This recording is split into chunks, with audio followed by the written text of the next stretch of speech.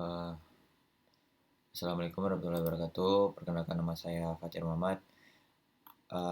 Dengan NPM 2457005-2008, saya akan membahas tentang pendugaan parameter menggunakan Minitab, khususnya Minitab 2017 atau 2016. Baiklah, pertama itu ada pendugaan parameter. Itu adalah aspek dari pentingnya dalam statistik. Invariansia adalah pendugaan populasi, misalnya sampel U dan uh, misalnya gini, itu diduga dengan sampel ini itu adalah uh, penduga parameter itu membicarakan selang kepercayaan untuk nilai tengah, itu dengan ini nilai tengah, dan saling kepercayaan nilai P, proporsi P. Terus pendugaan nilai tengah, salah satu penduga titik bagi nilai tengah populasi adalah statistik. Misalkan statistik tersebar dengan normal diketahui, maka selang kepercayaan 1 - A 100% bagi nilai tengah itu adalah ini seperti. Terus ada contoh, itu adalah suatu penelitian terhadap produktivitas jagung hibrida selama 3 bulan. Dari contoh acak sebanyak 25 lahan didapatkan rata-rata produktivitas eh, jagung tersebut dengan 7,8 ton per hektar, dengan simpangan baku 2,5 ton per ha. Itu tentukanlah selang kepercayaan 75%-nya bagi nilai tengah. Terus penyelesaiannya itu dalam Minitab, itu pendugaan nilai tengah, itu ada varian yang diketahui dapat dihitung dengan perintah di menu statistik, basic statistik, dan sampel Z. Nah, mari kita buka. Ini ada one sample Z, itu assume standard deviationnya itu ada 2,5, berarti n-nya 25, mean-nya 7,8, SE mean itu ada 0,595, CL itu ada 6,82 dan 87798. Tampilannya seperti gambar ini. Itu ada kita itu adalah menampilkan nilai tengah untuk varian yang diketahui. Interpretasinya itu dengan kepercayaan 95%, kita dapat menyatakan bahwa rata-rata produktivitas jagung hibrida itu di populasi berkisar antara 6,82 ton per ha hingga 8,78 ton per ha. Jika penelitian ini diulang-ulang terus dengan sampel berbeda, maka itu 95% dari selang kepercayaan itu mencakup nilai rata-rata populasi yang sebenarnya.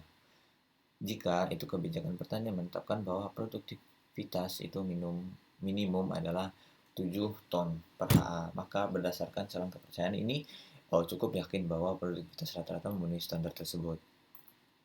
Terus ada varian populasi yang tidak diketahui.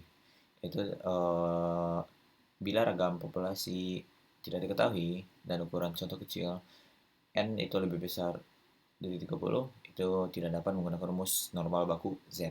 Tapi kita dapat menggunakan P ubah T atau sebaran T. Maka selang kepercayaan 1 - A bagi bagi nilai tengah, yang rumusnya di bawah ini. Nilai tengah itu adalah tabel dari derajat bebas V sama dengan N kurang 1. Terus ada contoh lain, itu ada suatu percobaan yang dilakukan untuk mempelajari pengaruh alat pemberian obat perangsang terhadap laju jantung 15 ekor tikus. Itu setiap-setiapnya dikasih suntikan 10 mg obat tersebut. Nah, setelah selang beberapa saat itu tekanan jantung tikus sendiri itu diukur. Percobaannya adalah X sama dengan 140, 160, 130, 126, 105, 125, 186, 193, 140, dan 140, 110, 150, 160, 105, dan 123. Nah, ini kita akan menentukan selang kepercayaan 95% untuk nilai tengahnya. Nah, untuk variannya ada di menu statistik, basic data, dan satu sampel T.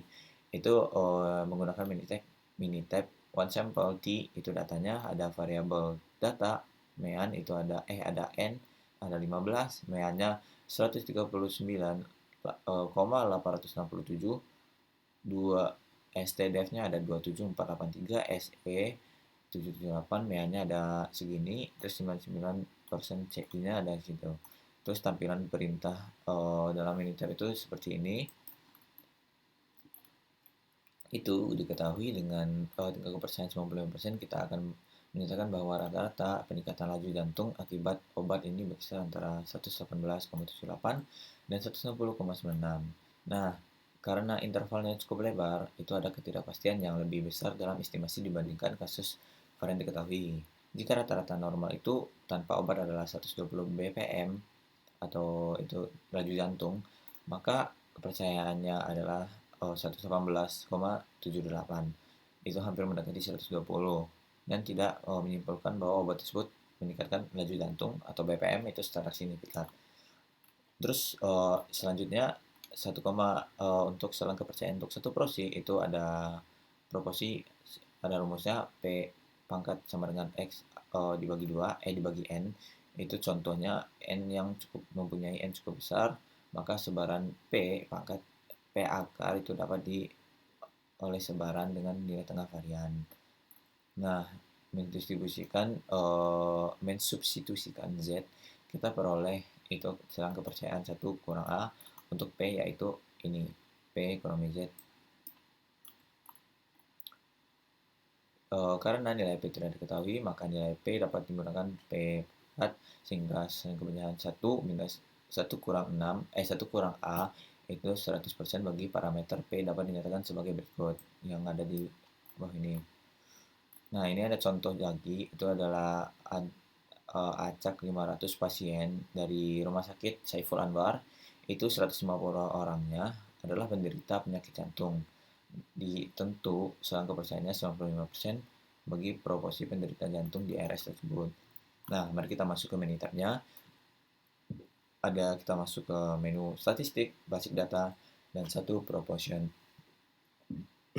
Dari hasilnya sebagai P1 itu 500 dan 150.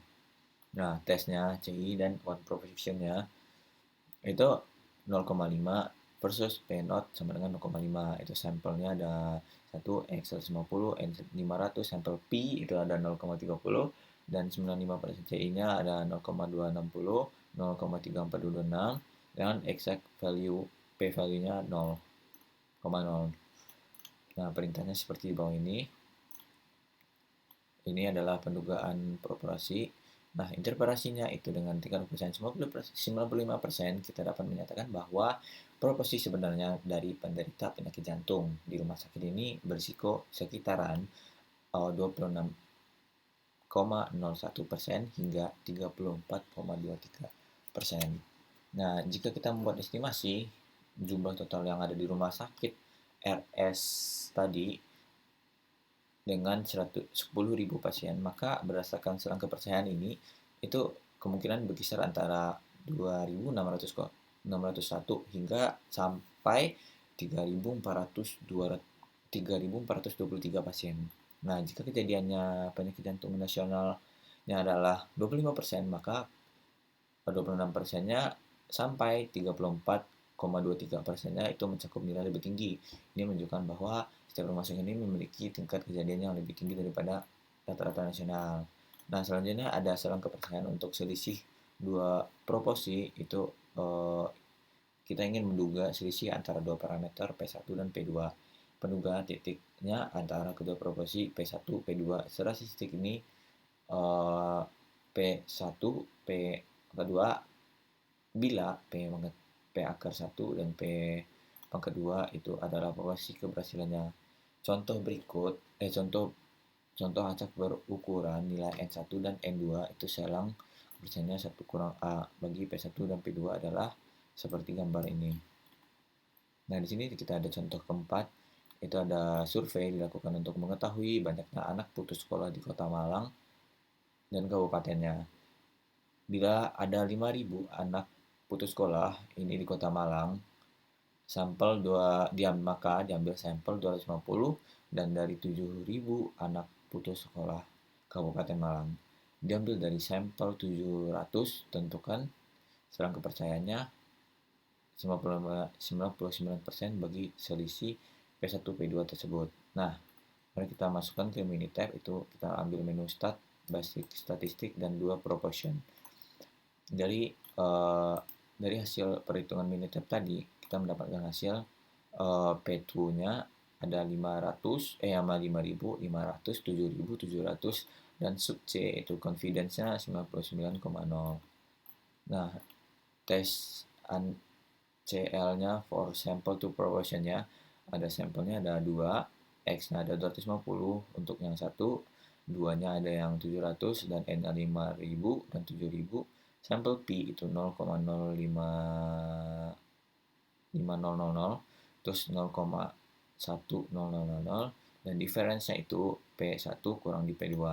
Nah, estimasi dari perbedaannya itu ada minus 0,05, dan 99 CL-nya perbedaannya itu ada minus 0,06217964 sampai dan minus 0,0397826.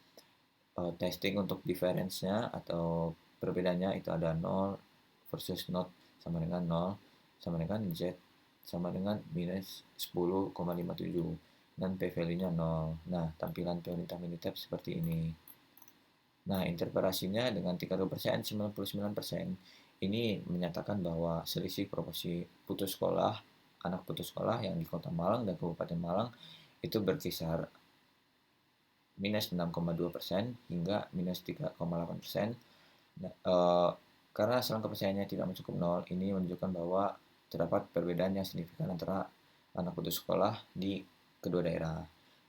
Tanda negatifnya ini bahwa di Kota Malang itu lebih rendah daripada Kabupaten Malang. Sekian untuk penjelasan saya tentang penentuan parameter yang ada di Minitab. Apabila saya ada kesalahan, mohon dimaafkan. Wabillahi taufiq wal hidayah. Wassalamualaikum warahmatullahi wabarakatuh.